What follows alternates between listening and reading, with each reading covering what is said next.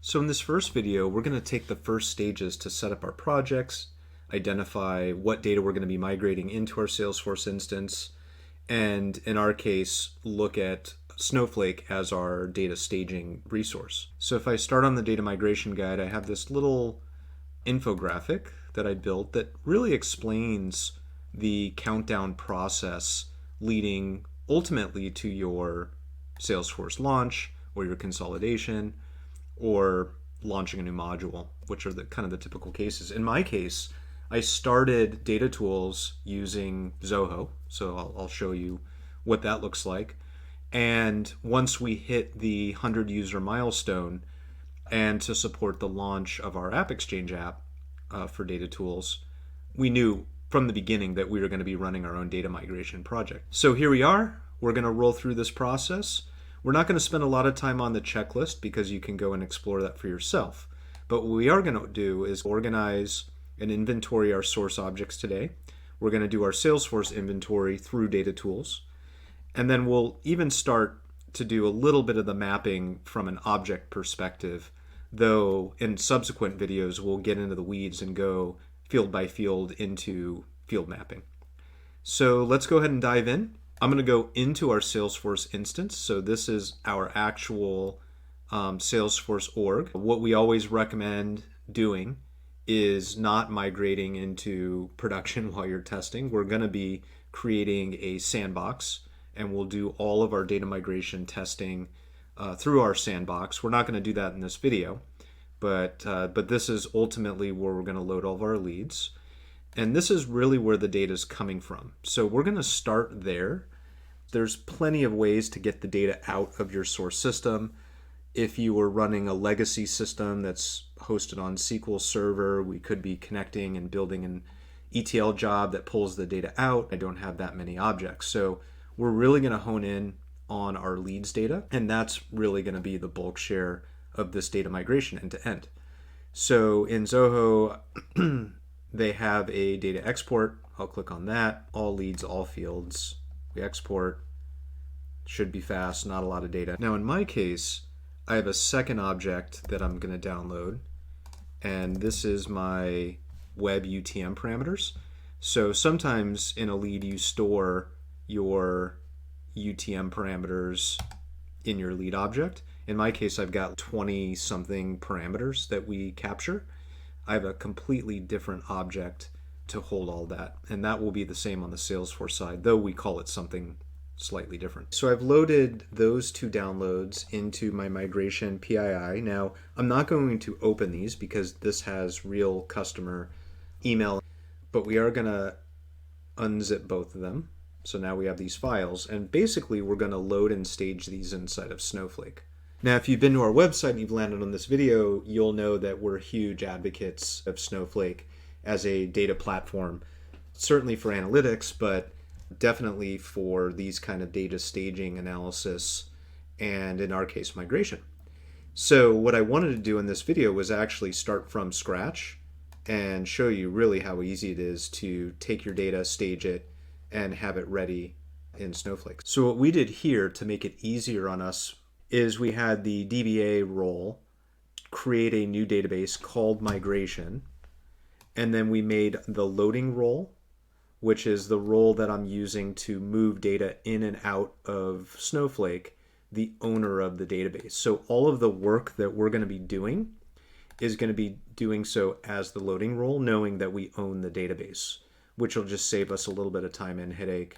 Now what we want to do is create a schema in that database, and I'm going to name that stage. And this is important because we'll be referencing this where we're actually going to be staging the data out of Zoho into this stage database. And we're going to set that up right now. Now we can see my stage schema. And now it's time to grab those data files to infer and create our table structure. So that's one of the nice thing about Snowflake is I can actually take those static files. We're going to give it a warehouse. I'm going to grab the first file on our list. I'm going to go to the folder.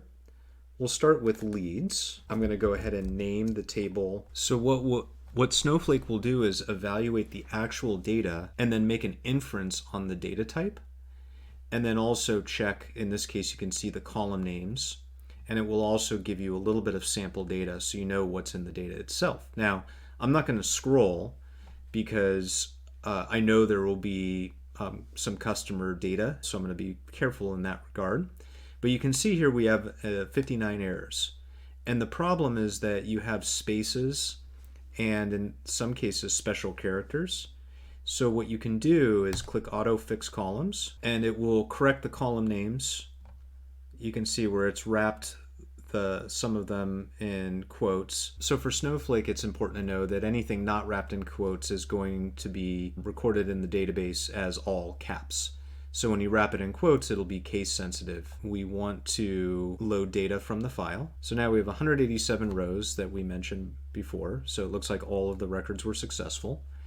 And so when we go to do any type of mapping or automatic refresh, obviously we may consider renaming some of these columns and mapping them. But for our purpose, I think this adequately illustrates the process. I'm going to create a new table. We'll call it Web to UTM Parameters. We'll click Next. It'll create my new table. We want to load data from the file. So here in our case, we have the same problem. We're going to correct all 20 errors. So now it put double quotes. We have some long field names. Now we're going to click Load, and it created our 242 record table. We have our leads table, and we have our Web UTM Parameters table.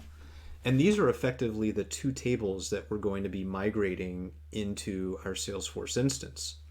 Now with this data stage, there are potentially a few steps that we would normally take if we were doing this in an enterprise setting where we're dealing with sensitive data. We would roll through the schema and tag any columns.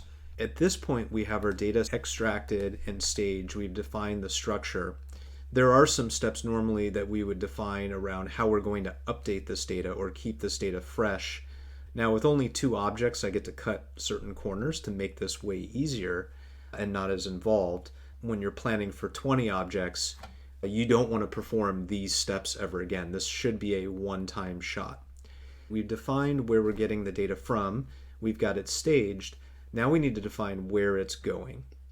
And so that's really where we have our DataTools Pro. We're going to sign in. Now I am already logged in to my Salesforce instance. And so when we go into DataTools Pro, it's basically going to land us on this page here. So we're going to click on migration because that's really where our focus is going to be. Now DataTools, because I'm logged in to this instance, it automatically now has access to my Salesforce objects, not the data, but just the objects. And we know that we're going to be importing into the lead object. And then we also know I don't have a UTM source, but we actually redesign this in Salesforce. And we call that same object in our new Salesforce instance web source detail. So if we look, we can see these 2 objects. And then what we can actually do is map the source object. So this is going to be leads, and the second object is going to be UTM source parameters. So we update that.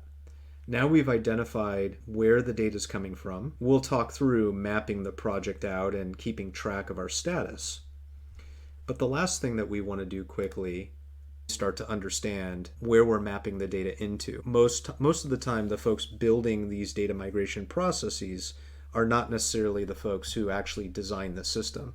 So this kind of gives a quick lay of the land of how the lead object is associated with this web source details. But if we did want to go and move from looking at the individual objects down to the individual fields, we can click on lead.